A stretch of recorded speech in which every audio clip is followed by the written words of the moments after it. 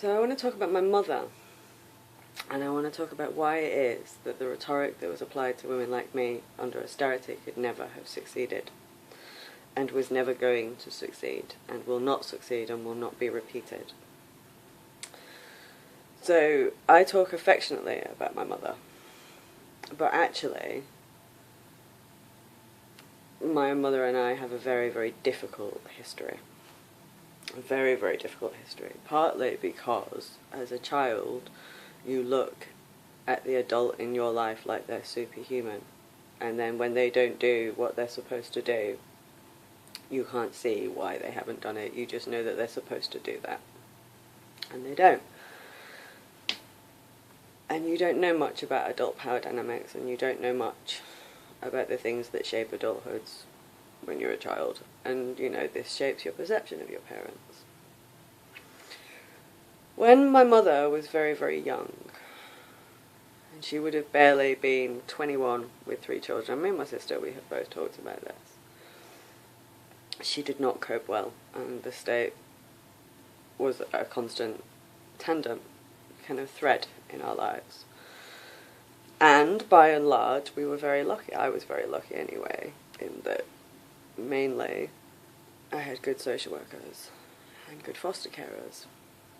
In fact, exceptional foster carers, really wonderful foster carers, who I desperately wished were my family for a long, long time.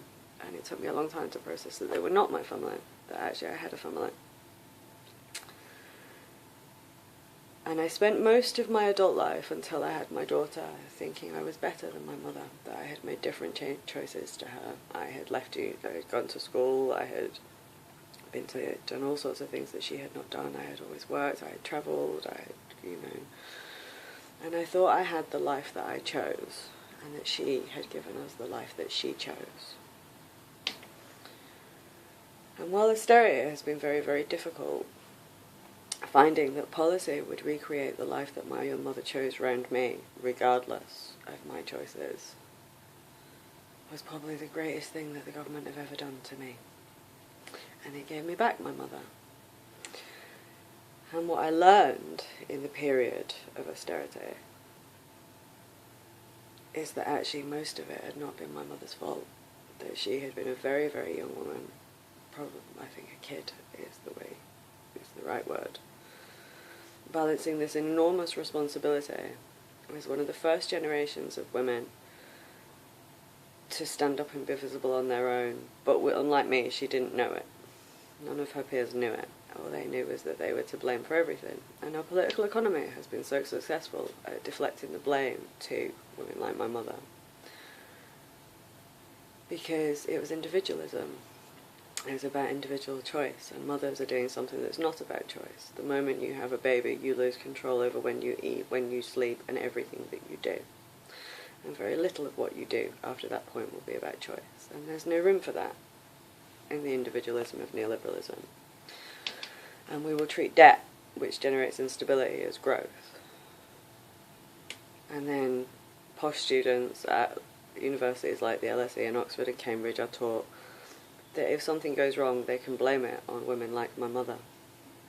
And I am profoundly, profoundly grateful that austerity gave me back my mother. And while things are not perfect, one of the very, very nice things that I have in my life is I occasionally get to see my daughter, because my daughter can talk to my mother in a way that I can't. They can sit on the phone for an hour and a half gassing about absolutely nothing. My mother's in the States at the minute, and we're going to go and see her at some point when I'm working. And she was very much more sinned against than sinning. But the whip that was used against my mother, that was the last time that it could be used. Because when that was attempted on the generation of women produced by that generation of demonised single parents, we knew exactly what it was, and we knew not to internalise it, and we won't be internalising it. And welfare economics is going to have to develop an understanding of the rule of law. And universities that produce policymakers are going to have to develop an understanding of the rule of law.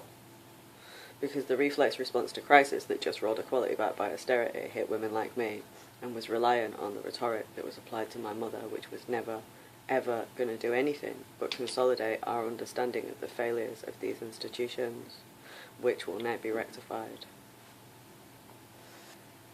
A lot of what women have got to do now is reject notions of feminism that come from media and actually look at what the women in their families did and actually be grateful for what the women in their families did and for the sacrifices that were made and the fights that were had. Because it's our responsibility as a generation to consolidate those rights, and all we have to do is stand here and say, those laws happened, those conversations already happened, we already did this, we're not doing it again, and the law won't let you, and when you cross the law, you generate instability for yourself. And we need to stand firm after 8 years of austerity and watch as crisis hit back those policymakers, because they are not aware of these systems, and be absolutely clear on what that is. And we owe that to our mothers. When Monroe Bergdorf says a vagina is just a body part, a vagina is just a body part, it's the bit that men recognise. Motherhood, we are the production of the economy, and we are the first generation of mothers not to be owned. And by the time this is done, we will be the first generation not to be abused by the state for not being owned. And that's never happening again. We're not returning to those days.